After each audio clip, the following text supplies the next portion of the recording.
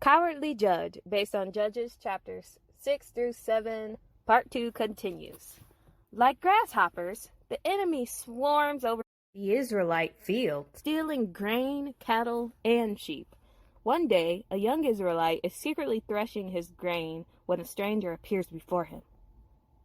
"Who are you? What do you want?" "You are a mighty warrior, Gideon. God has chosen you to save his people." "Say what?" "Me? My family is the weakest of the whole tribe, and I'm the weakest one in the family. If you're really an angel of the Lord, then give me a sign, because I don't believe you." Gideon prepares some food and brings it to the stranger. "Put the food on the rock." The stranger touches the food with his staff. Instantly, a fire bursts forth and consumes it.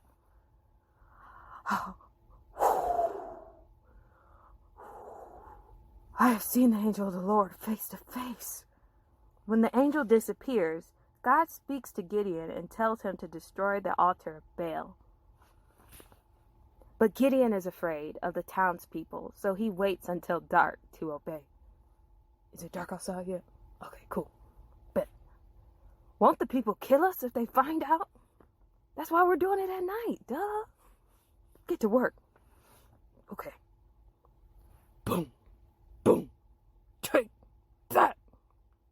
Boom. Boom. False God. Sucker.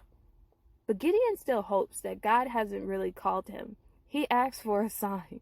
Another one. "Okay, God, tomorrow morning, if this wool is wet with dew and the ground is dry, then I'll know you have truly chosen me. Please, give me the sign, God." So he puts the piece of wool on the ground. This is interesting. Okay, that he chose a piece of wool out of all things.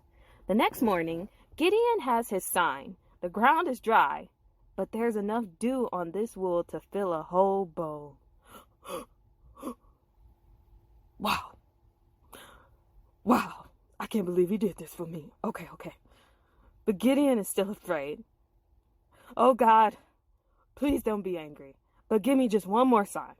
This time, make the wool dry and the ground wet. Then I'll really trust in you.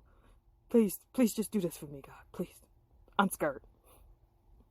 The next morning, the wool is dry and the ground is wet. "All right, God, I believe. Now I know that I am the one called to save my people." Finally, Gideon calls the leaders of Israel together. "With God's help, we can drive the Midianites from our land. Are you with me?" "Yes. Yeah, for sure. Yeah, we down." "All right, let's go." With an army of 32,000 soldiers, Gideon marches to the hills surrounding the Midianite camp. What a camp! Their camels outnumber the sand on the shore. Wow, they're camel balling. "Don't worry. With 32,000 men, we have a good chance against them." But God gives Gideon more instructions. "God has said that if any of you is afraid to fight, you may leave now and go home." "Oh, really? For real?" "Yes." Most of his army disbands. "Deuces. Okay, good. You got this, Gideon. I'm out of here. Yeah, come on, because I got something else to do. I don't want to die." About 10,000 men remain. Wow, so that means 22,000 of them turned around.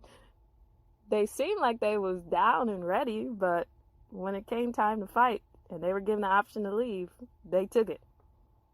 But God wants it to be clear that victory comes from God, not the strength of Gideon's army.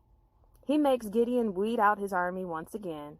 When the men stop to drink from a brook, anyone who kneels down to drink is sent home.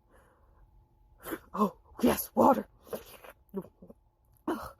I was thirsty." "Why was you so thirsty? You didn't even fight yet." Okay, I'm scared. I knew it. How can I battle with so few soldiers, God?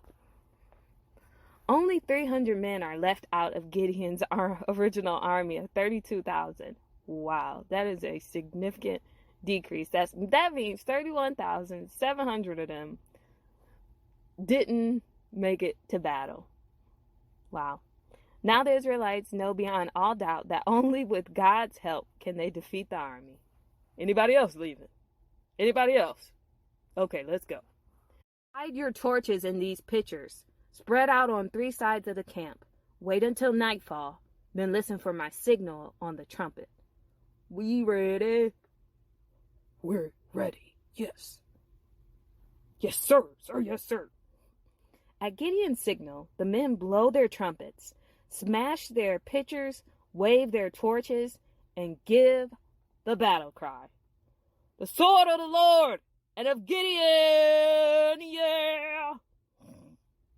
The stillness of the night is suddenly broken by the blare of 300 trumpets and the crash of broken pitchers. Startled from their sleep, the Midianites rush out to find their camp ablaze with flaming torches. Though they are only 300, wow, the Israelites' torches, horns, and shouting throw the Midianites into a panic. They lash out with their swords, striking each other down. Within minutes, they've killed more of their own men than Gideon ever could with his original army. The Lord has demonstrated his might once again. Wow. God's enforcer, based on Judges chapters 13 through 14. After Gideon's death, new enemies come against Israel. Now Philistine raiders strike time and again at the Israelite villages, carrying off grain, cattle, and even children to work as slaves. One Israelite woman receives a promise from the Lord.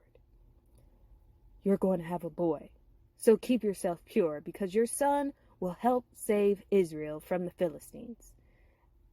As a sign that he is set apart from the Lord, no razor or scissors must ever touch his head. Really? A man came and told me that we're going to have a boy, and he will be a hero for God. Looks like she's talking to her husband. You're feverish. Even if we did have a kid, there's no reason God will bless him with such a great destiny. I don't believe you. It is true. Your son will be a Nazirite, set apart for God from birth, and he must never cut his hair, for that will be the symbol of his holiness. What is your name, Great One? My name doesn't matter, only the name of our awesome Lord. Our God is an awesome. Then we shall sacrifice a goat as thanks to the Lord, as they light a small fire for their sacrifice. Dun, dun, dun! Stop it right there. Until next time. What's going to happen? I don't know. Let's find out.